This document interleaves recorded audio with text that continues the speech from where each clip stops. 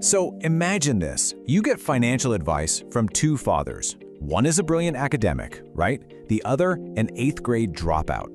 Here's the kicker. They're both successful, but their advice is completely, totally opposite. This is a story about how one single difference in mindset can literally change everything. Just let that sink in for a second. What if one simple idea, maybe a phrase you repeat to yourself without even thinking about it, is the very thing that's defining your success or your struggle? That's the huge idea we're going to unpack today.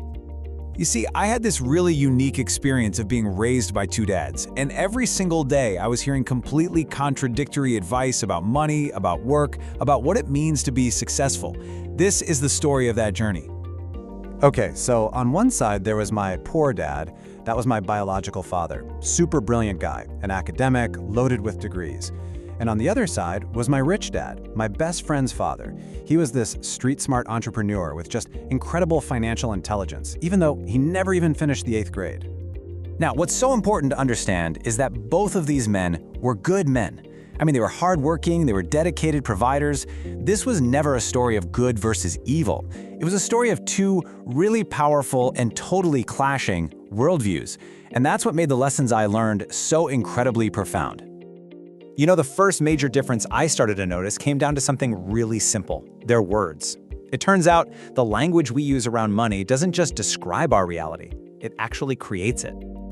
My poor dad, the academic, he often repeated this classic phrase. And think about what that does. It frames money as this negative thing, something to be careful of, maybe even a corrupting force. And then bam, this is what shows you the contrast. My rich dad flipped that idea completely on its head. He argued that it's the struggle for money, the desperation and the lack of it, that causes problems like greed and crime. Just a complete 180-degree shift in perspective. But this right here was the single most important lesson. My poor dad's default phrase was always, "I can't afford it." It was a statement, a dead end. My rich dad actually forbade me from saying that. He insisted I reframe it as a question: how can I afford it? Let's really break that down for a second. The statement, "I can't afford it," is a mental full stop. It's basically a declaration of defeat. You're telling your brain, hey, stop working, this problem is unsolvable. It's an endpoint. And that is the whole ball game. One phrase literally shuts your brain down. The other one forces it to get to work, to engage, to start problem solving. Asking how turns a barrier into a challenge. It sparks creativity, it opens up possibilities. This all ties into this really core distinction that Rich Dad made. Being broke, he'd say, is just a temporary condition. You just don't have any money right now. But being poor, that's a mindset. That's an eternal state of mind that's rooted in those limiting thoughts and phrases. Now, this difference in mindset went way beyond just language. It actually shaped the entire purpose of work and what they were ultimately striving for in their lives. My poor dad's advice was pretty conventional. Study hard, get good grades, find a safe, secure job with good benefits. It was a path designed specifically to earn a paycheck. Rich Dad's advice, totally different. He said, learn how money works so you can make it work for you.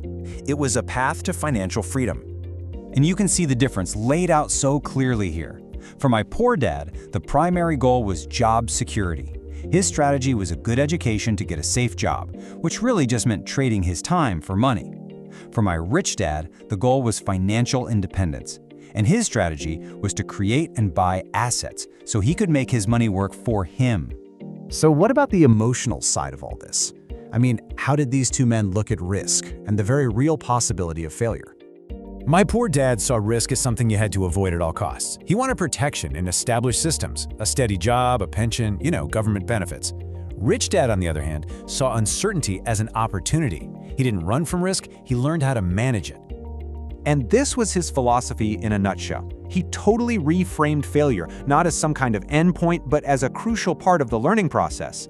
The real failure, in his eyes, was being so afraid that you don't even try. That fear, that's what keeps people trapped in a poor mindset forever. So after all this, what's the ultimate lesson from being raised between these two powerful opposing philosophies?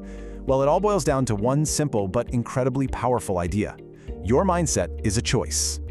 And here's how it works. It's like a chain reaction. It starts with your thoughts and the words you use, like, I can't afford it. Those thoughts, when you repeat them over and over, they become your core beliefs. Your beliefs then drive your actions. Are you going to play it safe, or are you going to look for opportunities? And finally, your actions create your destiny. It literally becomes a self-fulfilling prophecy. So here's the bottom line. The crucial point of this whole journey wasn't really about money itself. It was that your way of thinking, your mindset, is a far greater asset than your education, your job title, or the number on your paycheck.